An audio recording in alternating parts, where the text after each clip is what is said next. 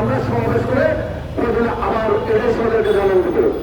আমরা 2009 সালে করোনা ষড়যন্ত্রের শিকার ছাত্রলীগ বিরোধী সদস্যদের পক্ষ থেকে আজ আনুষ্ঠানিকভাবে ঘোষণা করছি যে আগামী 13 জুলাই 2026 ইংরেজি রোজ সোমবার আমরা ঢাকায় শান্তিপূর্ণভাবে একত্রিত হয়ে মাননীয় প্রধানমন্ত্রী জনাব তারেক রহমান সাহেব এবং বিরোধী দলীয় নেতা মহাজনের দৃষ্টি আকর্ষণের লক্ষ্যে একটি বৃহত্তর সমাবেশ কর্মসূচি পালন করব ইনশাআল্লাহ।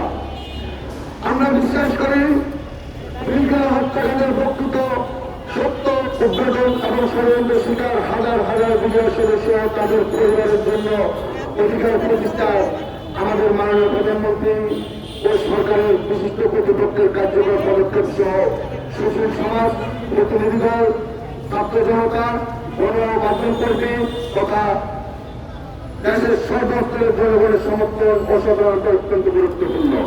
তাহলে আমরা সরকারের প্রতি দৃষ্টি আকর্ষণ করে বারবার চেষ্টা করেছি, সরকার গুরুত্ব দেয়। তাই আমরা আগামী 13 জুলাই সারা বাংলাদেশ থেকে সকল প্রকার বিডিআরের চাকরিচ্যুত সদস্য এবং পরিবারকে নিয়ে আমরা আন্দোলনে বা সমাবেশ যেটাকে আমরা সমাবেশ মানব না। আমরা সরকারের বিরুদ্ধে কোনো আন্দোলন করতে চাই না, সরকারের বিরুদ্ধে আমরা আন্দোলন করবো না। আমরা সমাবেশ করে প্রয়োজনে আবার এটাই সরকারকে জানাতে পারবো।